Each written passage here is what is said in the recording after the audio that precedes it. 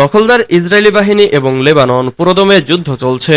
জানিয়ে দেব হাতে থাকা সর্বশেষ আপডেট আন্তর্জাতিক সংবাদ। প্রথমেই সংবাদ শিরোনাম। ক্লান্ত ইরানিরা ধৈর্য হারিয়ে ফেলেছে, নতুন প্রেসিডেন্টকে সতর্কবার্তা।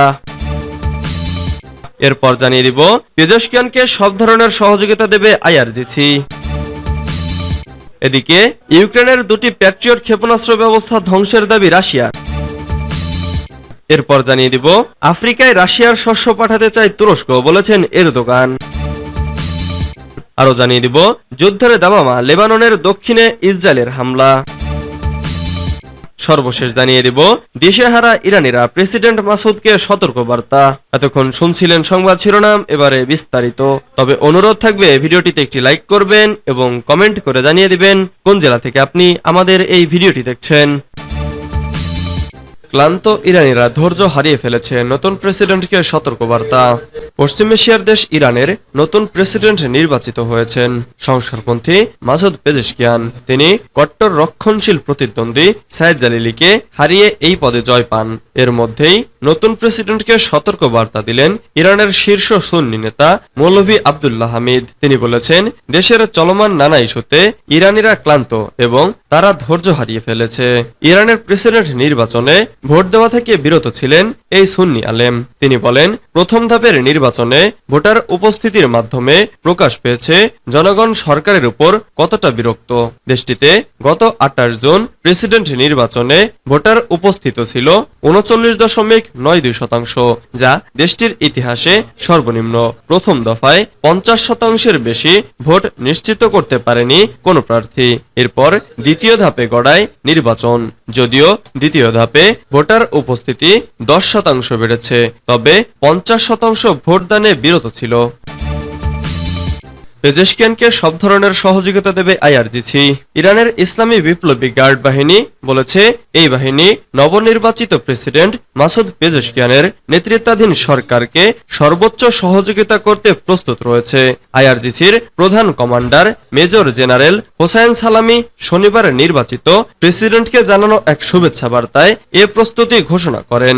তিনি বলেন, একটি জনপ্রিয় ও বিপ্লবী বাহিনী হিসেবে এবং সর্বোচ্চ নেতা আয়াতুল্লাহ খামেনির দিক নির্দেশনা অনুযায়ী আইআরজিসির সরকারকে সব ধরনের সহযোগিতা দিয়ে দেবে। শুক্রবার দ্বিতীয় রাউন্ডের প্রেসিডেন্ট নির্বাচনে ব্যাপকভাবে অংশগ্রহণ করায় জেনারেল সালামি ইরানি জনগণকে ধন্যবাদ জানিয়ে বলেন, তারা এবারের নির্বাচনে ব্যাপকভাবে অংশগ্রহণ করে একটি ইরানের জন্য একটি রাজনৈতিক বীরত্বগাথা সৃষ্টি করেছে। আইআরজিসির প্রধান কমান্ডার বলেন, ইরানি জনগণ নির্বাচন বয়কট করবে বলে পাশ্চাত্য গণমাধ্যম যে প্রচারণার ধূম্রজাল সৃষ্টি করেছিল, ইরানি জনগণ তা আরেকবার ব্যর্থ করে দিয়েছে। ইউক্রেনের দুটি প্যাট্রিয়ট ক্ষেপণাস্ত্র ব্যবস্থা ধ্বংসের দাবি রাশিয়ার। ইউক্রেনের ওডেসা অঞ্চলে দুটি প্যাট্রিয়ট ক্ষেপণাস্ত্র ব্যবস্থা ধ্বংসের দাবি করেছে রাশিয়া। রবিবার 7 জুলাই রুশ প্রতিরক্ষা মন্ত্রণালয় জানিয়েছে, রুশ ইস্কান্দার ক্ষেপণাস্ত্র ব্যবহার করে সেগুলো ধ্বংস করা হয়েছে। ব্রিটিশ বার্তা সংস্থা রয়টার্স এই খবর জানিয়েছে। টেলিগ্রাম মেসেজিং অ্যাপে প্রকাশ করা এক বিবৃতিতে মন্ত্রণালয়টি বলেছে, ইউজনে বন্দর এলাকায় এই হামলা হয়েছে। এতে একটি রাডার স্টেশনও ধ্বংস করা হয়েছে। প্যাট্রিয়ট ক্ষেপণাস্ত্র ব্যবস্থায় কখন হামলা হয়েছিল তা স্পষ্ট করে জানানো হয়নি। রাশিয়ার এমন দাবির সত্যতা স্বাধীনভাবে যাচাই করতে পারেনি রয়টার্স। এ বিষয়ে ইউক্রেনের পক্ষ থেকেও তাৎক্ষণিকভাবে কোনো মন্তব্য পাওয়া যায়নি। এর আগে রবিবার ইউক্রেনের বিমান বাহিনী জানিয়েছিল, রাশিয়া দুটি ইস্কান্দার ব্যালিস্টিক ক্ষেপণাস্ত্র দিয়ে ইউক্রেনে হামলা চালিয়েছে। তবে এ বিষয়ে আরো বিস্তারিত কিছু জানায়নি ইউক্রেনীয় কর্তৃপক্ষ। আফ্রিকায় রাশিয়ার শস্য পাঠাতে চায় তুরস্ক, বলেছে এরদোগান।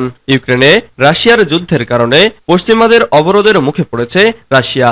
আফ্রিকা অঞ্চলের বিভিন্ন দেশ এই রাশিয়ার শস্যের উপর নির্ভর করে থাকে, কিন্তু অবাধ যোগাযোগ থমকে যাওয়ায় শস্য আমদানিতে আর্থিক ক্ষতির মুখে পড়েছে ছোট অর্থনীতির দেশগুলো।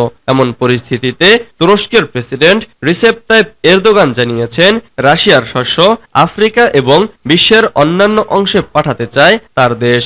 এজন্য দেশটির প্রেসিডেন্ট ভ্লাদিমির পুতিনের কাছে একটি নতুন প্রস্তাবও দিয়েছেন তিনি। শুক্রবার এক প্রতিবেদনে এই তথ্য জানিয়েছে হারিয়াত ডেইলি নিউজ। কাজাকিস্তানের আস্তানায় সাংহাই কোঅপারেশন অর্গানাইজেশনের সম্মেলনে পুতিনের সঙ্গে দ্বিপক্ষীয় বৈঠক করেন এরদোগান। পরে তিনি সংবাদ মাধ্যমকে বলেন, আমরা খুব ভালো সূচনা করেছি, বিশেষ করে কৃষ্ণ সাগর করিডোর দিয়ে শস্য সরবরাহে। আপনি জানেন আমরা এই করিডোর দিয়ে 30 মিলিয়ন টন শস্য পরিবহন করেছি। আমি পুতিনকে ইউরোপকে গন্তব্য হিসেবে বিবেচনা না করে তুরস্ক হয়ে একটি করিডোর মাধ্যমে আফ্রিকায় শস্য পরিবহন করার প্রস্তাব দিয়েছি। একই সঙ্গে খাদ্য নিরাপত্তার ক্ষেত্রে সংবেদনশীলভাবে গুরুত্বপূর্ণ অন্যান্য দেশে শস্য সরবরাহের জন্য একটি নতুন প্রক্রিয়া চালু করার বিষয়ে তার মতামত জানতে চেয়েছি। যুদ্ধের দামামা লেবাননের দক্ষিণে ইসরায়েলের হামলা। ইরান সমর্থিত লেবাননের সশস্ত্র গোষ্ঠী হিজবুল্লাহর সঙ্গে ইসরায়েলের পাল্টাপাল্টি হামলা বেড়েই চলেছে। বিশেষজ্ঞরা আশঙ্কা করছেন দুই পক্ষের মধ্যে যে কোনো সময় পুরোমাত্রায় যুদ্ধ শুরু হতে পারে। এরই মধ্যে লেবাননের দক্ষিণে হামলা চালালো ইসরায়েলি বাহিনী। কাতার ভিত্তিক সংবাদ মাধ্যম আল জাজিরার লাইভ প্রতিবেদনে বলা হয়েছে, লেবাননের দক্ষিণাঞ্চলে ইয়ারুন ও মারুন আল রাশ শহরের উপকণ্ঠে আর্টিলারি হামলা চালিয়েছে ইসরায়েলি বাহিনী। তবে এই হামলায় কি পরিমাণ হতাহত বা ক্ষয়ক্ষতি হয়েছে এ নিয়ে কিছু জানানো হয়নি। ইসরায়েলও এই হামলা নিয়ে এখন পর্যন্ত মুখ খুলেনি। গত বছরের অক্টোবর থেকে গাজায় ইসরায়েল ও হামাসের মধ্যে যুদ্ধ চলছে। এই যুদ্ধে গাজায় এখন পর্যন্ত নিহতের সংখ্যা 38,000 ছাড়িয়েছে, আহত হয়েছে 90,000-এর বেশি।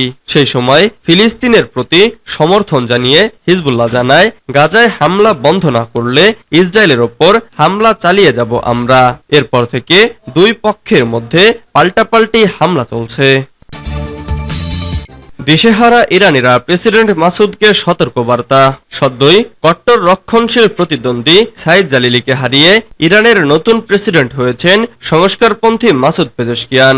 এরই মধ্যে নতুন প্রেসিডেন্টকে সতর্ক বার্তা দিলেন ইরানের শীর্ষ সুন্নি আলেম মৌলভী আব্দুল হামিদ। খবর ইরান ইন্টারন্যাশনালের। তিনি বলেছেন, দেশের চলমান নানা ইস্যুতে ইরানিরা ক্লান্ত এবং তারা ধৈর্য হারিয়ে ফেলেছে।